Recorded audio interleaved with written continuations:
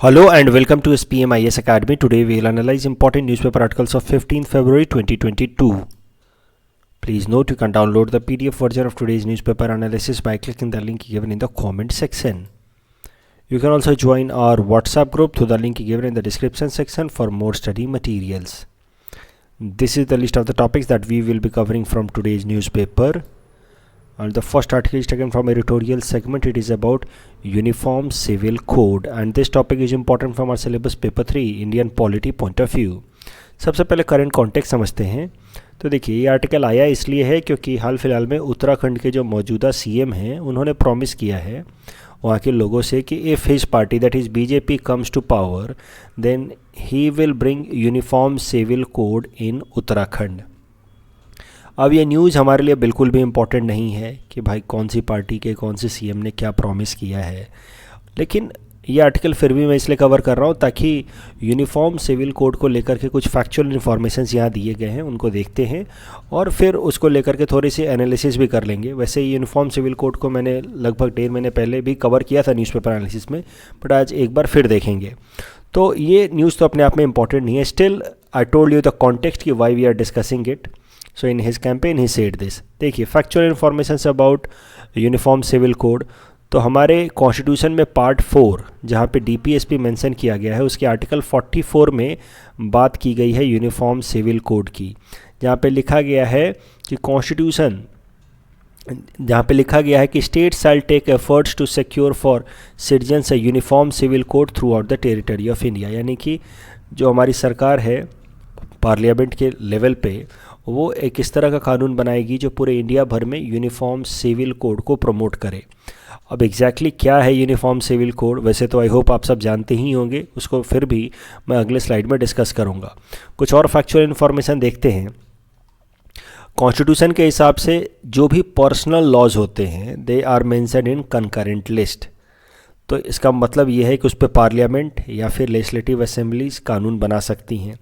तो अगर state legislative assembly कानून बनाती है तो वो बस उसी स्टेट में एप्लीकेबल होगा, लेकिन अगर पार्लियामेंट कानून बनाती है तो वो पूरे इंडिया भर में एप्लीकेबल होगा. और पार्लियामेंट अगर वो कानून बनाती है तो it will supersede the law made by a particular legislative assembly.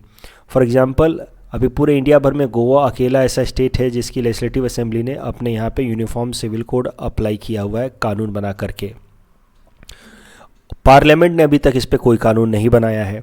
अगर पार्लियामेंट कोई कानून बनाती है फॉर यूनिफॉर्म सिविल कोड तो फिर वो पार्लियामेंट का कानून गोवा के ऊपर भी एप्लीकेबल होगा, ना कि गोवा का जो अभी का सिविल कोड है यूनिफॉर्म सिविल कोड वो एप्लीकेबल होगा.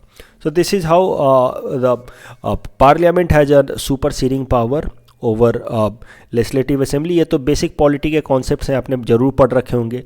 अगर जो भी लेजिस्लेटिव असेंबली के बिल हैं उसको रिजर्व किया जाता है, देखिए कंकरेंट मुद्दे पे पार्लियामेंट भी कानून बना सकता है, स्टेट लेजिस्लेटिव असेंबली भी कानून बना सकती है. तो अगर मान लीजिए कि स्टेट लेजिस्लेटिव असेंबली ने कुछ ऐसा कानून बनाया है जो पार्लियामेंट के कानून के अगेंस्ट है ऑन सेम मैटर, तो पार्लियामेंट का कानून प्रिवेल होगा. But if the bill brought by the state legislative assembly has been reserved for president's consideration and if president has given his assent in that particular case, in that particular state, the law passed by the legislative assembly of that state will prevail. तो ये सब तो basic concept है. मुद्दा ये है कि personal law belongs to concurrent list, तो इस पर दोनों ही कानून बना सकते हैं. अभी तक भारत सरकार ने या पार्लियामेंट ने कानून इस पर बनाया नहीं है. गोवा ने इस पर अकेला एक ऐसा स्टेट है जिसने पर्सनल लॉ के मुद्दे पे यूनिफॉर्म सिविल कोड को इम्प्लीमेंट किया अपने यहाँ पे. और गोवा के अंदर Portuguese family and succession law governs personal matters there. तो चाहे हिंदू परिवार हो या मुस्लिम परिवार हो, all of them are guided by this Portuguese family and succession laws. अब जरा एक बार देख ही लेते हैं कि क्या है यूनिफॉर्म सिविल कोड. तो यूनिफॉर्म सिविल कोड को समझने से पहले आप इस बात को समझिए कि ये पर्सनल लॉज क्या होते हैं. देखिए पर्सनल लॉज मतलब वो तमाम कानून, वो तमाम नियम विधि जो हमारे पर्सनल एस्पेक्ट ऑफ लाइफ से रिलेटेड है, जैसे कि इनहेरिटेंस ऑफ प्रॉपर्टी, यानी कि एक जनरेशन से दूसरे जनरेशन पे संपत्ति कैसे बटेगी, सक्सेशन, मैरिज, मेंटेनेंस, अगर डिवोर्स हो जाता तो उस केस में एलिमनी या मेंटेनेंस कैसे दिया जाएगा. तो ये सब पर्सनल एस्पेक्ट हैं हमारे जीवन के.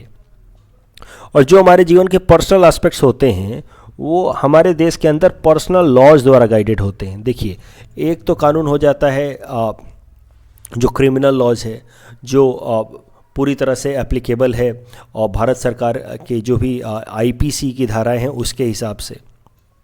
उसके अलावा सिविल लॉज हैं जिसको भारत सरकार ने कोडिफाई किया अंडर सिविल कोड्स। तो जो कुछ ऐसे कानून हैं जो सरकार ने कोडिफाई किए हैं जो सबके ऊपर इक्वल तरीके से एप्लीकेबल होंगे। लेकिन उसके अलावा और वो सब कानून हमें हमारे पब्लिक आइडेंटिटी के हिसाब से लगती है, यानी कि हम सिटीजन ऑफ इंडिया भी हैं, साथ ही साथ हम एक पर्टिकुलर कम्युनिटी को भी बिलोंग करते हैं। हो सकता है कि आप जैन हों, आप सिख हों, हिंदू हों, मुसलमान हों। तो as a citizen of India we have to follow certain law, certain codes. तो वो होते हैं क्रिमिनल कोड्स, सिविल कोड्स, जो सबके ऊपर सेम तरीके से यूनिफॉर्म तरीके से एप्लीकेबल होंगे।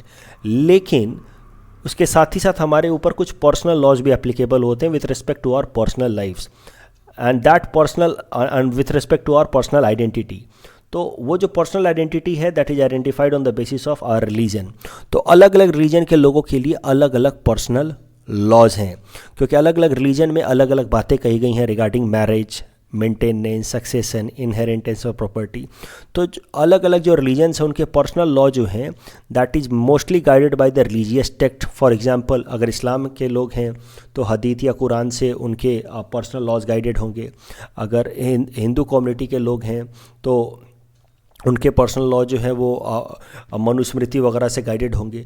वो बात अलग है कि हिंदू कम्युनिटी के लोगों के लिए एक हिंदू कोड बिल ऑलरेडी लाया जा चुका है 1954 में, but still if you see Hindu code bill it has a lot of influence of Manusmriti.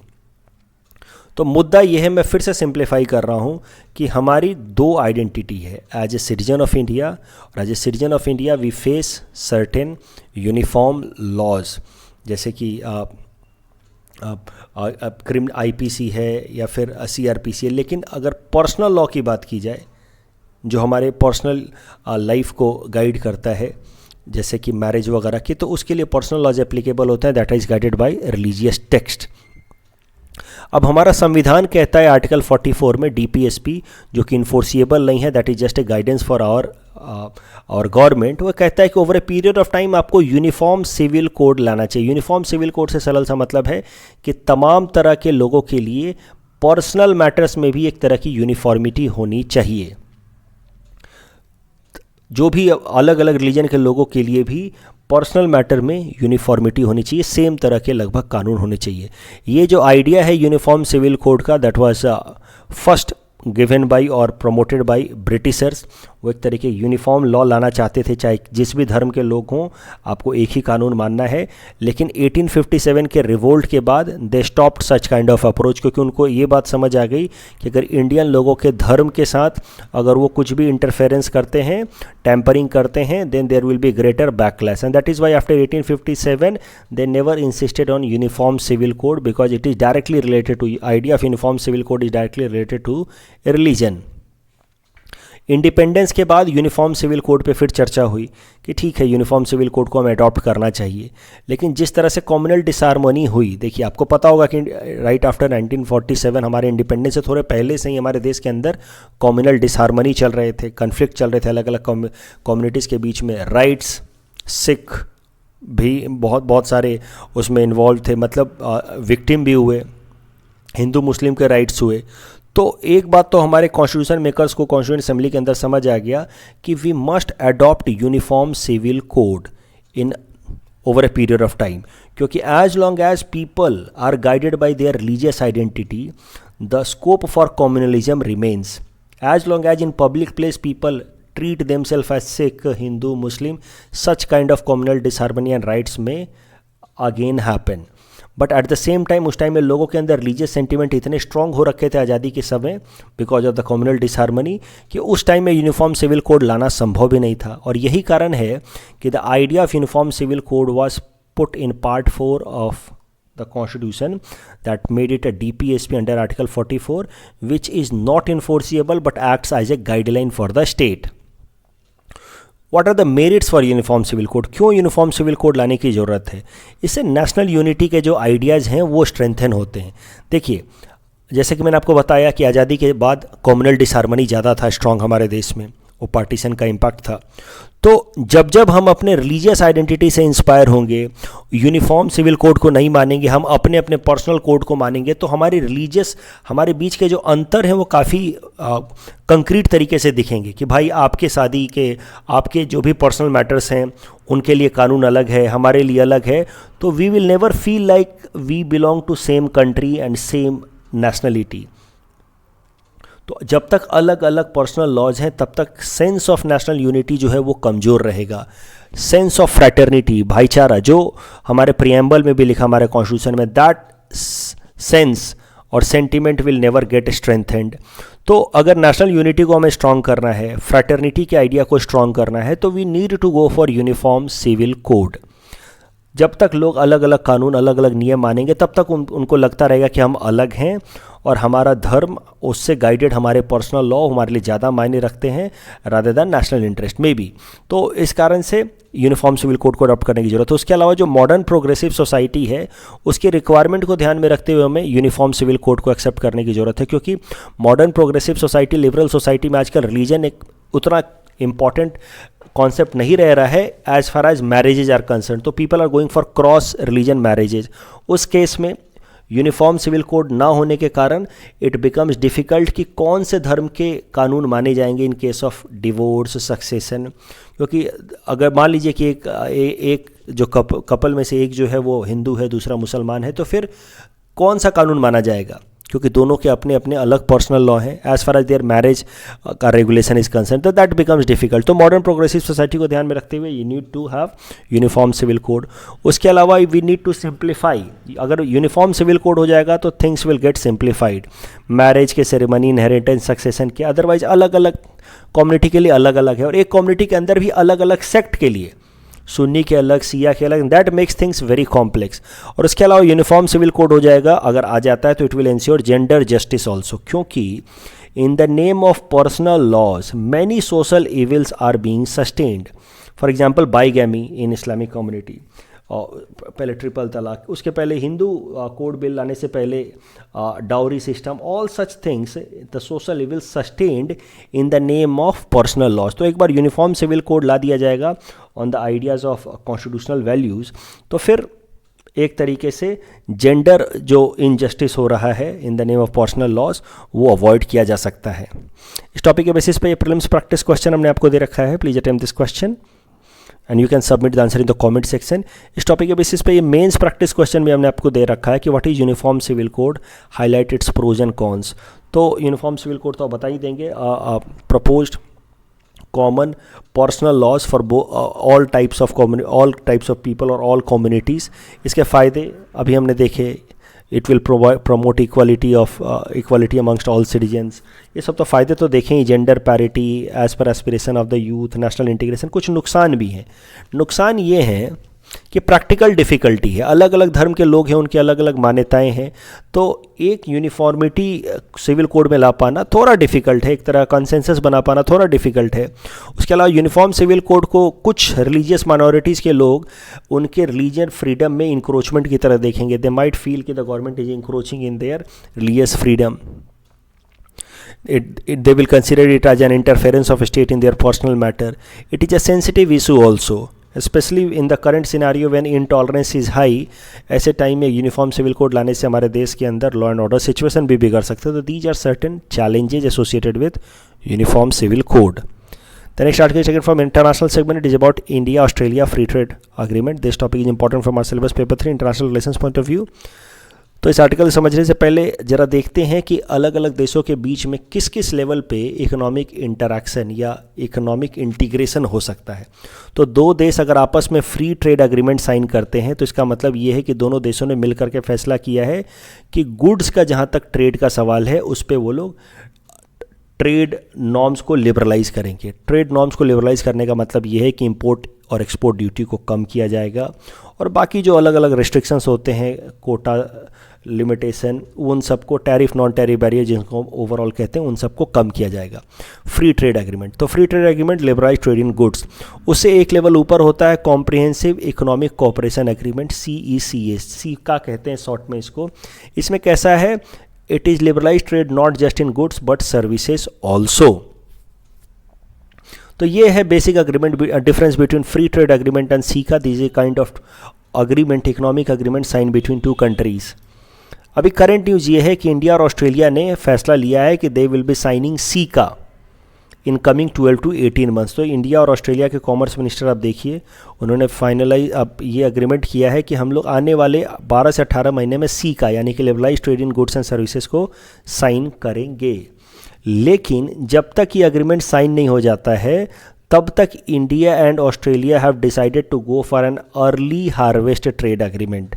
तो जब तक ये नहीं हो जाता तब तक early harvest trade agreement India और ऑस्ट्रेलिया साइन करेगा। तो क्या होता है अर्ली हार्वेस्ट ट्रेड एग्रीमेंट, वो भी समझिए। सरल शब्दों में बात ये है कि भाई जो डील है वो तो 12-18 महीने में साइन होगी, लेकिन अर्ली हार्वेस्ट का मतलब ये है कि कुछ बेसिक चीज़ों पे जिन पे कोई डिफरेंस है नहीं, कोई अभी डिस्प्यूट है नहीं, अभी डील साइन करने के लिए तो बहुत सारे मुद्दे पे फाइनल अग्रीमेंट लेना होगा कि सर इस मुद्दे पे हम आपको इतना से ज़्यादा इंपोर्ट ड्यूटी नहीं घटा सकते।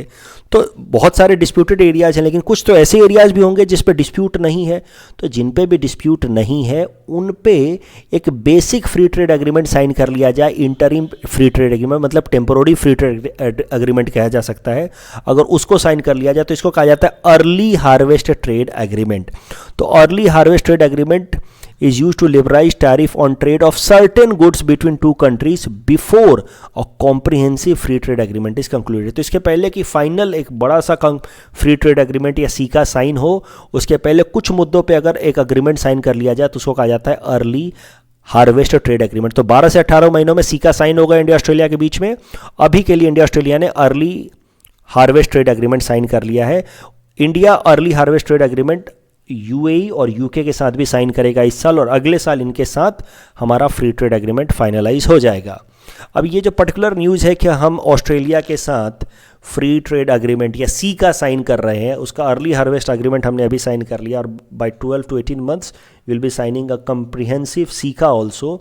इसका हम इंटरनेशनल रिलेशंस में कहाँ इस्तेमाल कर सकते हैं, तो वो जरा देखो एक्ट ईस्ट पॉलिसी और लुक ईस्ट पॉलिसी तो मैंने आपको कई दफ़ा बताया है कि लुक ईस्ट जो है वो 1992 में स्टार्ट किया पीवी नरसिम्हा राव की सरकार ने, जिसका मेन फोकस था इकोनॉमिक कि साउथ ईस्ट एशियन कंट्रीज़ के साथ इकोनॉमिक कोऑपरेशन बढ़ाया जाए, क्योंकि इंडिया ने हाल फिलहाल में लिबरलाइजेशन किया था, एलपीजी रिफॉर्म्स अडॉप्ट किए थे 1991 में। तो उसके बाद से India was looking for a new market and new source of foreign investment also, and that is why India was looking for more and more economic integration with south east Asia. So India came up with look east policy in 1991, but by 21st century, rise of China in Indo-Pacific region, especially in South China Sea, and its rising aggression forced India to change its approach regarding Indo-Pacific region। और India ने धीरे धीरे Indo-Pacific region में focus करना शुरू किया कि हम साउथ ईस्ट एशिया के अलावा बाकी सारे कंट्रीज़ के साथ भी, जैसे जापान, साउथ कोरिया और ऑस्ट्रेलिया के साथ भी कोऑपरेशन करेंगे, और हम अब इन सारे कंट्रीज़ के साथ इकोनॉमिक एस्पेक्ट में कोऑपरेशन के अलावा स्ट्रैटेजिक कोऑपरेशन भी प्रमोट करेंगे। And guided by this idea, so mainly because of aggression by China and guided by the idea कि we will extend our cooperation beyond Southeast Asia and extend it to Australia, Japan and South Korea, and will not just limit it to economy but also increase it to strategic. India upgraded its Look East policy into Act East policy in 2014 under Narendra Modi government. तो act east और look east में main अंतर यह है कि look east policy was focusing only in south east Asian countries, the east Asian countries, and only on economic integration. Act East is focusing, Look East as I said is focusing only on the Southeast Asian countries and that too in economic integration, while Act East will focus on Southeast Asian countries plus Australia, Japan and South Korea, and it will not just limit to economy but also focus on strategic cooperation. अब आप ये जो current India Australia CECA agreement sign करने जा रहे हैं, जिसका early harvest agreement sign किया जा चुका है, तो इसको आप मेंशन कर सकते हैं as an example of early harvest agreement भी कुछ दिनों में साइन होगा. You can mention it as an example of a step taken under India act east policy, क्योंकि एक्ट ईस्ट पॉलिसी के अंतर्गत ऑस्ट्रेलिया भी आता है. तो हम ऑस्ट्रेलिया के साथ साइन कर रहे हैं अर्ली हार्वेस्ट एग्रीमेंट और बाद में साइन करेंगे caeca. So this could be a step seen in direction of India's act east policy. क्योंकि आपसे सवाल पूछेगा मेंस में कि लुक ईस्ट पॉलिसी और एक्ट ईस्ट पॉलिसी में क्या अंतर है. तो आप तो दो अंतर बताओगे, इकोनॉमी प्लस स्ट्रैटेजिक हो चुका है एक्ट ईस्ट, और दूसरा लुक ईस्ट में ओनली साउथ ईस्ट एशिया, इसमें Australia, Japan and south Korea भी। तो ऑस्ट्रेलिया के साथ हमने एक नया इनिशिएटिव लिया, that could be seen as a step under act east. Police modernization next topic national segment से है। This topic is important from our syllabus paper 3 governance point of view. काफ़ी छोटा सा न्यूज़ है लेकिन इंपॉर्टेंट है, कहीं भी आप इसका मेंशन कर सकते हैं क्योंकि police is an important topic regarding law and order. तो भारत सरकार ने 2017 में एक स्कीम चलाई थी पुलिस मॉडर्नाइजेशन को लेकर के। अब नेचुरल सी बात है कि पुलिस तो स्टेट सब्जेक्ट है, लॉ एंड ऑर्डर तो स्टेट सब्जेक्ट है, लेकिन भारत सरकार की फिर भी जो मिनिस्ट्री ऑफ होम अफेयर वो ओवरऑल लॉ एंड ऑर्डर के लिए बनाई गई, इसलिए वो टाइम टू टाइम कुछ ऐसे इनिशिएटिव्स लेती है जहाँ पे वो स्टेट गवर्नमेंट्स को असिस्ट करती है उनके पुलिस फोर्सेस को मॉडर्नाइज करने के लिए। स्टेट को बिलोंग करता है पुलिस फोर्स, राइट, हर स्टेट का अपना अपना पुलिस होता है, महाराष्ट्र पुलिस, असम पुलिस। तो लेकिन भारत सरकार की मिनिस्ट्री ऑफ होम अफेयर जो है पुलिस मॉडर्नाइजेशन स्कीम चलाती है ताकि स्टेट गवर्नमेंट को हेल्प कर सके वहाँ की पुलिस को मॉडर्नाइज करने में। तो इस तरह की पुलिस मॉडर्नाइजेशन स्कीम 2017 में चलाई गई थी जो 2021 में एक्सपायर हो रही थी। न्यूज़ ये है कि भारत सरकार ने फैसला लिया कि पुलिस मॉडर्नाइजेशन स्कीम को एक्सटेंड किया जाएगा for 5 more years from 2021 to 2025-26। तो ये जो पुलिस मॉडर्नाइजेशन स्कीम है इसमें फोकस कहाँ है आने वाले 5 सालों में? Focus will be on setting up a robust forensic setup. तो फॉरेंसिक सेटअप आप समझते हैं जहाँ पे इम्पॉर्टेंट जो डीएनए से रिलेटेड या जो बारीक इन्वेस्टिगेशंस होते हैं वो फॉरेंसिक लैब में सेटअप हो पाते हैं। तो रोबस्ट फॉरेंसिक सेटअप डेवलप किया जाएगा ताकि हमारे देश का क्रिमिनल जस्टिस सिस्टम और स्ट्रेंथन हो सके। रोबस्ट फॉरेंसिक सेटअप होगा तभी जाकर के एविडेंसेस ठीक तरीके से कलेक्ट किए जा सकेंगे और उसके बेसिस पे कुछ कंक्लूजन पे पहुंचा जा सकेगा, तभी जाकर के क्रिमिनल जस्टिस सिस्टम यानी कि कोर्ट के अंदर कोई कंक्रीट फैसला जल्दी लिया जा सकेगा, और तभी जाकर के हमारे कोर्ट के अंदर जो पेंडेंसी ऑफ केसेज हैं, लगभग 3 करोड़ से ज़्यादा केसेज पेंडिंग है, वो कुछ हद तक कम होगा। उसके अलावा स्टेट्स को भारत सरकार सपोर्ट करेगी इन नारकोटिक्स कंट्रोल। उसके अलावा ओवरऑल स्टेट पुलिस फोर्सेस को मॉडर्नाइज करने में भारत सरकार सपोर्ट करेगी under this modernization of police force. और उसके अलावा जो नॉर्थ ईस्टर्न स्टेट्स हैं, जम्मू कश्मीर है, और उसके अलावा जो लेफ्ट विंग एक्सट्रीमिस्ट से जो इन्फ्लिक्टेड स्टेट हैं जैसे कि छत्तीसगढ़, उड़ीसा, इन सारे स्टेट्स के पुलिस को मॉडर्नाइज करने के लिए भारत सरकार स्पेशल एलोकेशन देगी। तो ध्यान रखिए इस टॉपिक से आपसे कोई डायरेक्ट सवाल कभी नहीं पूछा जाएगा मेंस में, लेकिन कभी भी लॉ एंड ऑर्डर पे सवाल आ जाए, पुलिस मॉडर्नाइजेशन पे सवाल आ जाए तो प्रकाश सिंह रिफॉर्म्स जो मैं आपको ऑलरेडी बता चुका हूँ, उसके अलावा आप लिख देना कि भारत सरकार चला रही है पुलिस मॉडर्नाइजेशन स्कीम। आसाम सरकार का पुलिस मॉडर्नाइजेशन इनिशिएटिव तो आपको पता ही होगा, मैत्री स्कीम, ठीक है। तो ये सब चीज़ें याद रखना अगर पुलिस पे कभी सवाल आ जाए। तो next article second from economy segment, it is about retail inflation that has surged in recent times. This topic is important from our syllabus paper 4 Indian economy point of view. तो देखो retail inflation यानी कि CPI based inflation has crossed the limit of 6%। आपको पता है ये 6% वाला limit कितना इंपॉर्टेंट है, क्योंकि this is tolerance threshold limit. I hope आपको याद आ रहा होगा टॉलरेंस थ्रेशोल्ड लिमिट। आप मॉनेटरी पॉलिसी फ्रेमवर्क अग्रीमेंट जो भारत सरकार और आरबीआई के बीच में साइन हुई थी 2015 में, उसके हिसाब से RBI has been asked to keep inflation that is retail inflation या CPI inflation in the range of 2% to 6%। और अगर आरबीआई ऐसा नहीं कर पाती है for 3 successive quarter, then RBI will have to submit a report to the government of India and explaining the reason behind its failure and the step it is taking to bring the inflation in the desired range। तो मुद्दा ये है कि RBI को target दिया गया है monetary policy framework agreement के हिसाब से कि आरबीआई को इन्फ्लेशन 2% से 6% के बीच में रखना है। और ये अगर जनवरी महीने की बात की जाए तो जनवरी महीने में या जो पिछला महीना भी बीता है वहाँ पे इन्फ्लेशन जो है 6% से ऊपर निकल गया है। So that is a matter of concern for RBI of course. और ये मैं बात कर रहा था मॉनेटरी पॉलिसी फ्रेमवर्क अग्रीमेंट की 4% से 2% से 6% के बीच में। This framework agreement was signed in 2015 and it was applicable only till 2021। लेकिन 2021 में यानी कि पिछले साल भारत सरकार ने ये जो टारगेट था आरबीआई के लिए इन्फ्लेशन टारगेट ऑफ 2% to 6%, उसको 5 साल के लिए और एक्सटेंड कर दिया। Now it is valid up to 2026। इस टॉपिक के बेसिस पे ये प्रीलिम्स प्रैक्टिस क्वेश्चन हमने आपको दे रखा है, ये यूपीएससी में आ चुका है ये सवाल। आप इसको अटेम्प्ट करें और आप कमेंट सेक्शन में इसका जवाब दे सकते हैं। ये सवाल जो है इस टॉपिक से डायरेक्टली रिलेटेड नहीं है, but this is related to monetary policy. और ये मैं ऑलरेडी क्लास में डिस्कस कर चुका हूँ कि रिवर्स रेपो रेट का ऑप्शन कब खोलती है आरबीआई ताकि इन्फ्लेशन ज़्यादा हो तो पैसे को एब्जॉर्ब कर सके। याद करो उस चीज़ को और उसके बेसिस पे जवाब देना कॉमेंट सेक्शन में। Next article is taken from Assam segment. It is about digital archive by Assam Sahitya Sabha. This topic is important from our syllabus paper 6 Assam issues point of view. तो देखो आसाम साहित्य सभा ने लगभग 500 rare ancient books and journals in SMEs को digitalize कर दिया है, और आने वाले टाइम में और भी इस तरह के कई सारे जो एसएमईज बुक हैं, एसएमईज लैंग्वेज में बुक हैं जो काफ़ी रेयर हैं सिग्निफिकेंट एसएमईज लैंग्वेज के लिए, उनको डिजिटलाइज किया जाएगा।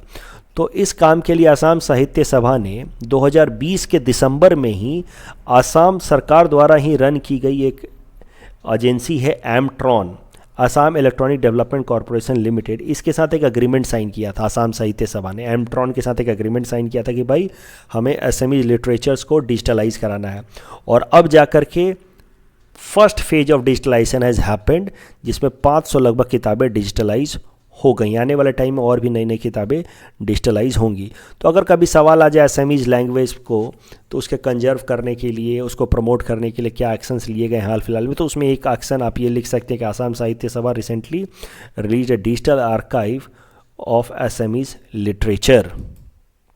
टॉपिक के बेसिस पे ये प्रीलिम्स प्रैक्टिस क्वेश्चन हमने आपको दे रखा है। Please attempt this question and you can submit the answer in the comment section. कल जो हमने आपको प्रैक्टिस क्वेश्चन दिया था उसका आंसर देख लेते हैं। जियो सिंक्रोनस सैटेलाइट, इसका टाइम पीरियड तो 24 घंटे का होता है, but it is not exactly over equator, क्योंकि इक्वेटर के ऊपर जो होता है वो जियो स्टेशनरी सैटेलाइट होता है। So correct answer is option A. और ई रूपी को लेकर के दोनों स्टेटमेंट सही है, so the correct answer is option C. That's all from our side for today. Thanks for watching.